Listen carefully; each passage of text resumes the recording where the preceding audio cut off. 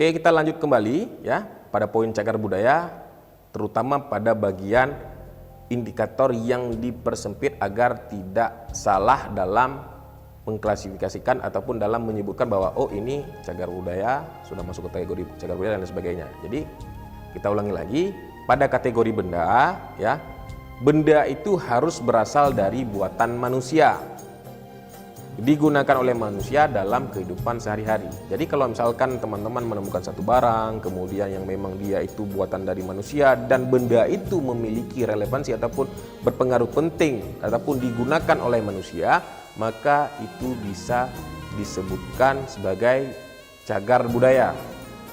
Dan kemudian juga merujuk kepada poin yang sebelumnya, sudah berusia lebih daripada 50 tahun atau tidak, dan kemudian juga apakah benda ini dia mempunyai fungsi dalam membentuk kepribadian bangsa dan lain-lain sebagainya. Nah, yang kedua ialah kategori bangunan. Kategori bangunan, cagar budaya harus berunsur tunggal ataupun banyak. Bangunan merupakan susunan binaan dan dipergunakan untuk memenuhi kebutuhan ruang. Contoh yang seperti ini kira-kira kalau misalkan di Aceh, terutama di kawasan kota Banda Aceh ataupun Aceh Besar, itu bisa kita contohkan seperti yang ada di kawasan daerah ujung Batai, yaitu Benteng Indrapatra. Nah, ini menjadi cagar budaya khususnya masuk kepada bangunan yang berunsur tunggal ataupun banyak. Nah, ya, dimana dia nanti akan memenuhi kebutuhan daripada ruang. Ataupun di daerah mana lagi kira-kira yang memang kategori bangunan cagar budaya yang berunsur tunggal ataupun banyak. Contoh lagi bisa kita cocokkan dengan Benteng Malahayati, kemudian juga yang ada di kawasan Trumon, benteng juga di sana. Nah, ini juga bagian daripada kategori bangunan.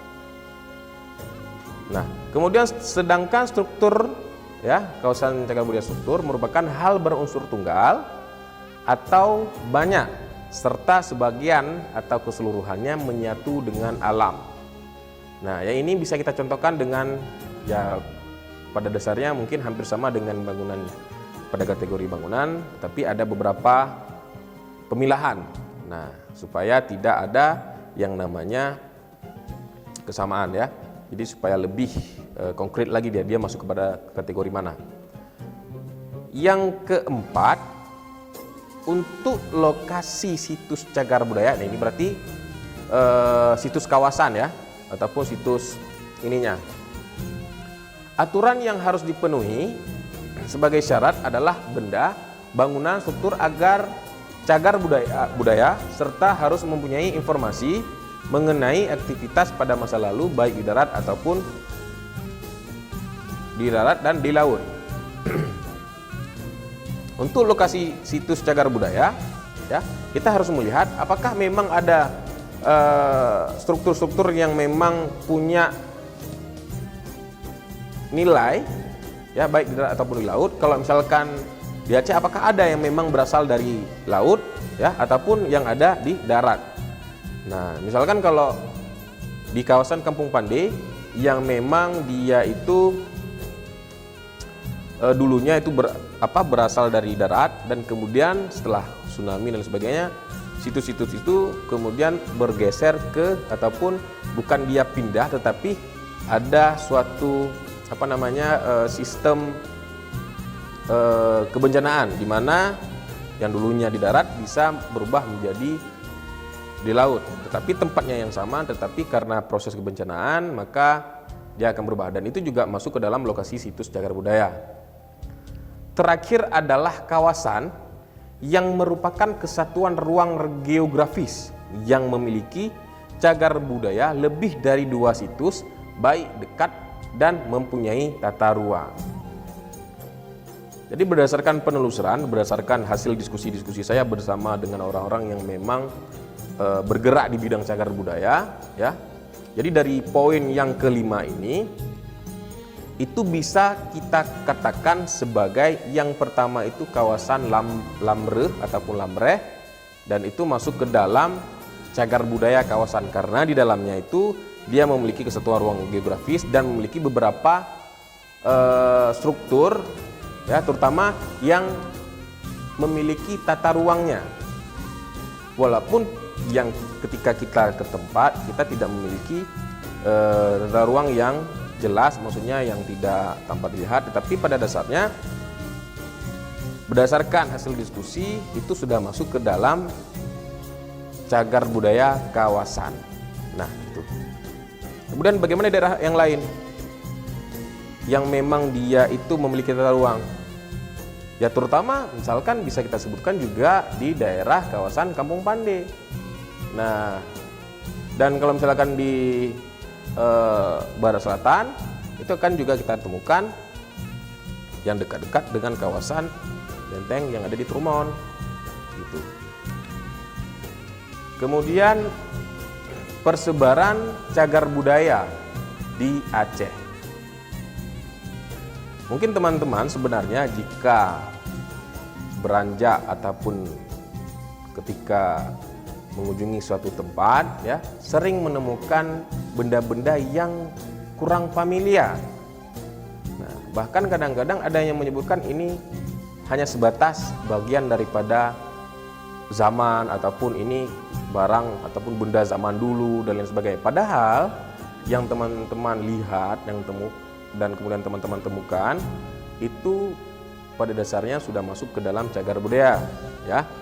Nah, jadi persebaran cagar budaya itu kalau di Aceh banyak sekali penyebarannya, terutama di kawasan Banda Aceh dan juga kawasan bagian timur.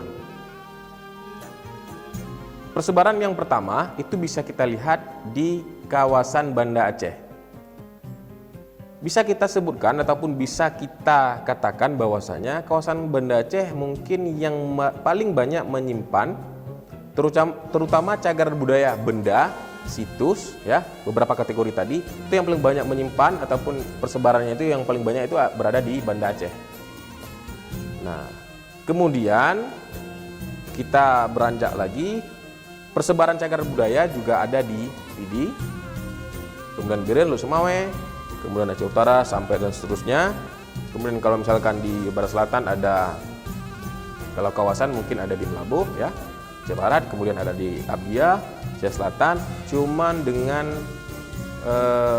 jenis ataupun jumlah yang sangat sedikit. Nah, wajar saja kalau misalkan kita sebutkan bahwasanya persebaran daripada cagar budaya itu paling banyak di kawasan Banda Aceh, karena mengingat kawasan Banda Aceh dulunya itu adalah pusat sentral dari kota besar. Jadi wajar saja, apalagi misalkan banyak pengunjung-pengunjung dari luar negeri di mana interaksinya yang sangat-sangat intens, maka banyak sekali cagar-cagar budaya yang memang kita temukan di Banda Aceh. Di Pidi juga demikian, beberapa desa itu bisa kita temukan cagar budaya, ada yang sudah masuk ke dalam data BPCB, ada yang masih belum masuk. Nah, ini juga penting. Jadi setiap cagar budaya yang ditemukan itu harus masuk ke dalam daftar. Nah, siapa yang mendaftar? Itu adalah lembaga pemerintahan yang bernaung di BPCB ya, Balai Pelestarian Cagar Budaya, dan juga kalau misalkan yang sejarah ada di BPNB. Nah, kemudian perawatan cagar budaya. Jadi kalau misalkan setelah kita ketahui bagaimana ciri-ciri dari sebuah cagar budaya, kategorinya, dan kemudian juga kita sudah mengetahui hasil ataupun ruang lingkup yang paling kecil agar bisa dijadikan sebagai cagar budaya, maka kita juga bisa mengetahui, dan ini juga penting ya, Mungkin dari teman-teman ada yang menyimpan barang-barang yang masuk ke dalam cagar budaya, dan ada beberapa hal yang bisa dilakukan agar benda yang teman-teman simpan ataupun benda-benda yang lain ketika teman berkunjung, dan mohon jangan juga, ini sekedar mengingatkan, jangan merusak ya. Jadi cahaya daru itu ada beberapa poin perawatan cagar budaya. Yang pertama yaitu pembuatan saluran untuk mempermudah air mengalir keluar dari tempat kawasan ya, lingkungan sekitar cagar budaya. Yang kemudian yaitu memperbaiki atap bangunan agar kebocoran tidak terjadi mengenai cagar budaya. Kemudian pemasangan cungkup, pembersihan lingkungan sekitar dari tanaman liar. Yang kelima ialah mencegah terjadinya kapilarisasi. Nah, untuk penjelasan mengenai kelima poin ini akan kita lanjutkan kembali. Untuk sementara kita istirahat sejenak. Saya akhiri. Assalamualaikum warahmatullahi wabarakatuh.